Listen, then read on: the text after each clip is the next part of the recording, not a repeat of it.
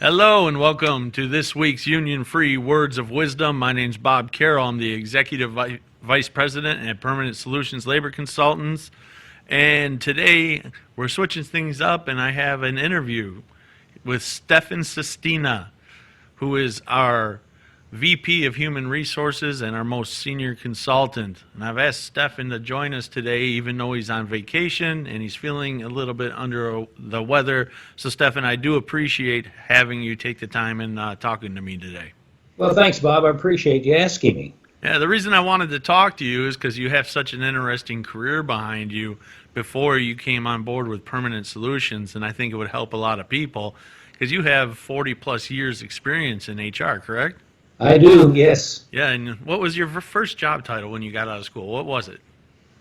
I was a safety manager and assistant personnel manager. Okay. I had to go back a ways to remember. That's been too long ago. So you worked your way from that to eventually being the vice president at Toyota Industries North America, covering That's all correct. of North America. So you've worked your way up the ladder and you've seen a lot of changes throughout the years. I certainly have. That's what I want to talk about today. So to start with, what made you get into HR? Because 40 years ago, that was a completely different industry. In fact, I don't even think you called it HR at the time, did you? No, you didn't. In fact, how I got interested was when I had my personnel class in college at the time, and it piqued my interest at then. And I saw a lot of things that were going to happen to get more people involved, and I just saw a great future in it. So I decided to pursue it. And coming out of college and entering that first role you had, what was the biggest obstacle you had to overcome, and how did you overcome it? I think the biggest was a shock. You come from an academic world, people trying to teach you stuff, and then you walk out into the real world and see how it's functioning. And that was a big difference. I just had a lot to learn, and it was a big challenge. And fortunately, I had good people above me that gave me those challenges, helped me to continue with my education, gave me jobs to do. Some guided me more than others. Others said, well, here it is, let's see what you can do. So there's been many challenges, and I really enjoyed it, and there's still challenges today. Yeah, obviously you rose above the challenge to reach vice president of such a big company. I'm very fortunate, yes. You also worked at a couple other Japanese companies, correct? I have, yes. Yeah, Mackie. Mackie Sanya was when I was in the television industry for a while, and then Denso. Mackie went into the Toyota side. Yeah, Denso. What are they? Well, Mackie was 50% owned at the time I joined by Denso and 50% by Toyota Industries. Okay. So we've had a lot of conversations between you and I on the difference between the cultures of Japanese companies and American companies. Yes. And what is the biggest difference you see from an HR perspective when you were working with the Japanese companies versus working with the American companies? Because you have experience in a lot of different industries, which makes you very valuable to us.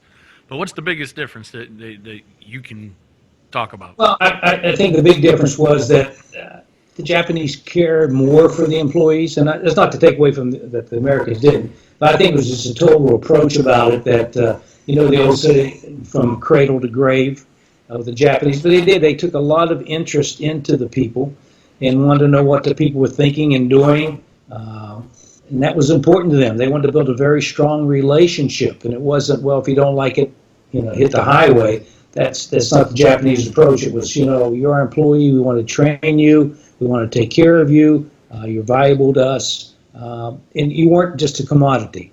You just weren't an employee or associate of that company. Yeah, and that's the big difference. Yeah, and we use the cliche, other people besides us use the cliche, but it's true. It's very true that employees are the number one asset of any company. Absolutely, no question about it. Yeah. So yeah, a lot of that time was spent working with some of these companies. I mean, you've worked in union shops, you've worked in non-union shops, but a lot of your time, most of your time was spent keeping companies union-free from an HR perspective, and you never had a union campaign that you lost on the company side. That's correct. What was your secret? I don't know if the secret is just hard work. It's just the idea of keeping in contact with your employees. It's being out there among them, listening to them, trying to find out what their needs and concerns are and see what we could able to provide. Our senior management was also involved. We kept them abreast of what was going on through different channels of communications. It was just, our approach was being involved with the employees, understanding them, getting to know them a little bit better, and provide their needs to the best of our ability. And unfortunately, we don't see enough of that these days. Well, that's true. I think things have been so good, they seem to be getting better in the economy that people forget, and the emphasis is not on the employee as much as it is, how can I satisfy my stockholder? Because things have been good. Why worry about a union coming in and increasing our costs when things are just good and everybody's happy? Yeah, and let's forget about the union for a second. Even if you're not in a union situation, they should be doing the exact same thing anyway. Well, absolutely. I think it's important to understand with our philosophy as our company, PS Labor, is also our concern with the employee. It's not the idea to keep the union out. It's working with that employee, making that employee a good employee, which in turn makes the company a good company. And it's all very positive. It's emphasis on the employee, the quality of work, the quantity of work, getting the best employees you can, getting to retain them, not only attract them, but treat them with respect and dignity. All right, forget about permanent solutions. Forget about the consulting side that we're on now. Put yourself back in your former shoes when you were the VP of HR. Did you find the time to walk the plants and get to know employees? Oh, absolutely. That was, that was expected, but that was just part of the job, and it just wasn't one time a day. I might be out there a couple times a day, talking to employees, talking about them, about their families, just a variety of things, how they were getting along, were the machines running properly, was there some problems they were having, but just having that type of interaction was very important for us. When you say it was expected, who was expecting it? I think all our senior management on down was expected for us to be out there. They included. They wanted us out on the floor. They wanted to know what employees were thinking. They wanted to know if, how things were going.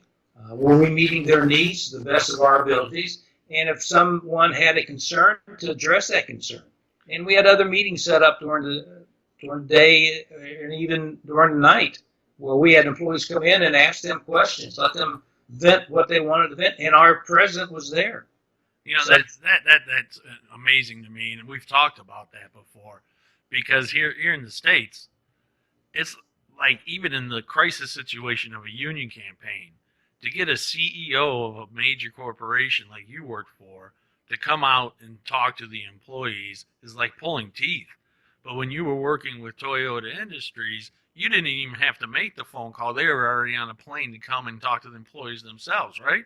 Yeah, if we had any, if we thought there was a serious situation, yes, but they would come and visit anyway. It was a regular thing. They would come and visit from Japan, and they would take tours. We'd make presentations, and the employees get to see them, and they knew who were coming and why they were there. The president of the location always went out every day, talked to different employees, asked them how things were going.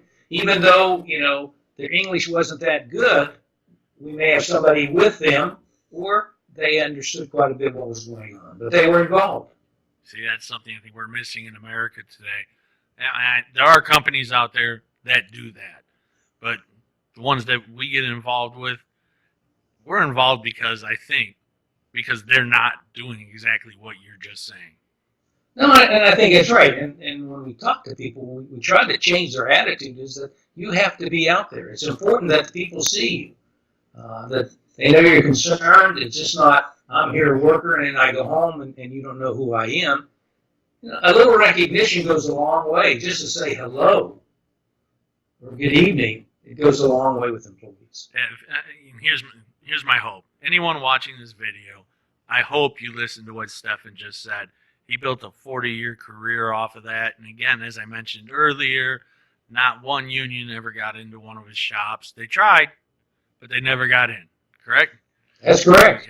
Yes. So I we consider Stephen a huge asset here at Permanent Solutions. That experience helped us put together our whole HR division, and we were able to actually combine a lot of the Japanese principles that you're talking about today with what we were doing here in the U.S. with the traditional U.S. labor um, consulting business, and put together a unique program. And we couldn't have done that without working with somebody like Stephen. So real quick though, because Stephen works with me on a lot of jobs, he's lead on a lot of jobs. I want to surprise Stephen here, and I'm going to give him a little Q&A so that you can know Stephen as a person, not just the VP of HR. So, hey, Stephen, surprise. I'm going to throw some questions at you. Just don't think about it. Give me an answer. Oh, okay. All right. What's your favorite place to visit for vacation? Oh, I'd love to travel, but I think I enjoy going to Italy. Is one of my best places to vacation in. You're Italian. My mother was Italian, yes. Yeah. Favorite food? Oh, favorite food, I got to say I really enjoy sushi. And then me and you are never going to go to one together. So. Well, that's true, but we'll catch a bar together anyway, make up for it. All right. Cat or dog? Oh, I have a dog. Love a dog. Good little animal. What's the most adventurous thing that you've ever done that gave you an adrenaline rush? Oh, wow, that's a tough question. Wait, let's be clean about it.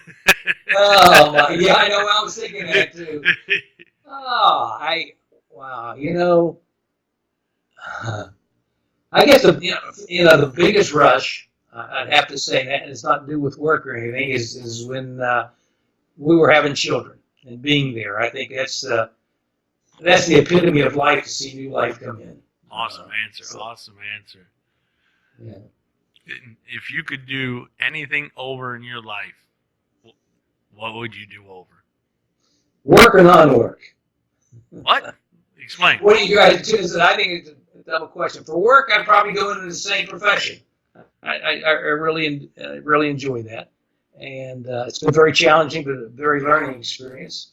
And non-work, it's just being time with the family, the wife and the kids, now the grandkids. So that's the best. I can't ask for more. Well, there you go. That's Stephen Sestina right there. A little bit about him no one ever knew, including me. So thanks. We're going to cut it off here, Stephen. Thank you for your time. I know you're sick. I know you're not feeling well. I know you're on vacation, and you're a better man than me for joining me. So. Oh, thanks, Bob. All those lies I accept. Thank you very much. So thanks again for watching this week's Union Free Words of Wisdom.